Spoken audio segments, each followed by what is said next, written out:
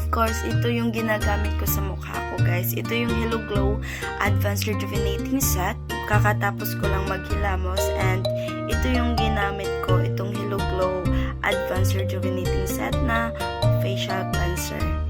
Super zen, nakaka-hydrate siya ng skin. So, habang gumagamit ka ng Rejuve set, hindi talaga magda-dry yung skin mo. Of course, pagkatapos nating maghilamos, gagamitin ko itong Hello Glow Pore Toner. Yan. Kuha ka lang ng cotton pad. And, lagay ka lang ng konti. Ginagamit ko siya twice a day.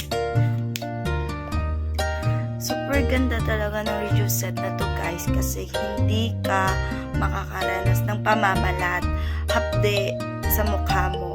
Super matte lang talaga. So, ang gagawin natin is pa-up mo siyang i-apply. Ganyan lang. Ganyan. Dapat hindi harsh yung pagkakaano mo. Pagpahid sa mukha mo. Yan. Guys, walang filter to ah. Walang filter to. Pati sa leeg.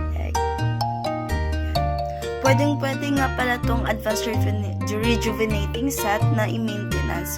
Kahit anong set naman ng Hello Glow, guys, pwede siyang i-maintain. So, ayan. Sunod natin na ilalagay is yung sunscreen na may SPF 30. So, to say, guys, yung SPF 30 niya na sunscreen, madali lang maubos. Yung sunscreen pala nito, guys, is super lightweight at maganda siya gamitin before ka maglagay ng makeup kasi nakaka-hydrate siya ng skin. So, dahil wala ng sunscreen, ito yung ginagamit ko na sunscreen, lalo na pag may lakad ako. At guys, pagkatapos ko maglagay ng toner, ito yung nilalagay ko first bago ako mag-sunscreen. Gustong-gusto ko siya, guys, kasi pag gumagamit ka ng rejuvenating set, mas maganda pag na-hydrate yung skin mo.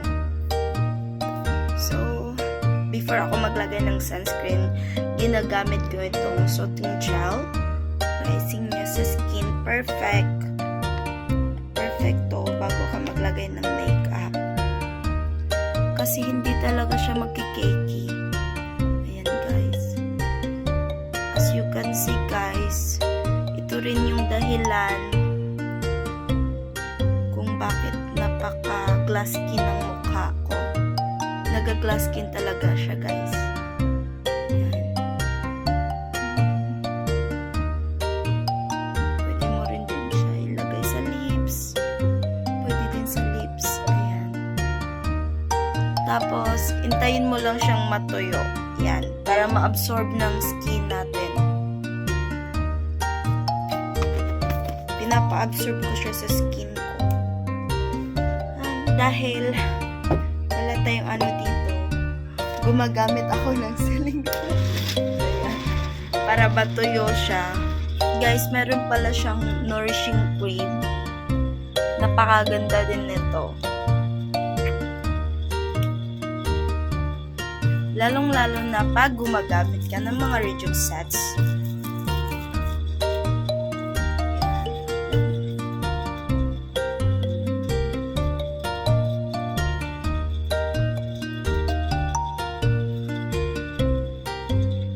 Pwede na rin tong pang mo sa makeup mo.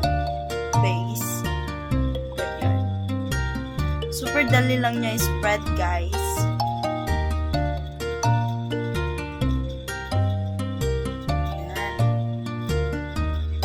Dali lang niyang i-spread at walang white cast to ah. Wala siyang white cast. Ay! Isa leeg. Yan.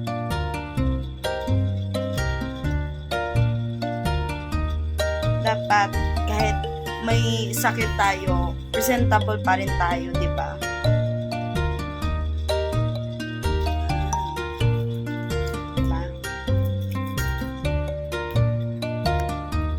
Konting ako ngayon, breakouts kasi tagdalaw ng red month. Pero, carry pa rin. Mabilis lang siyang mawala din eh. Lalong-lalo na pag gumagamit ako ng mga skincare na to. Salamin lang ako guys. Tingnan ko kung pantay na ba siya. Ayan. Sunscreen. Before maglagay ng foundation. Diba?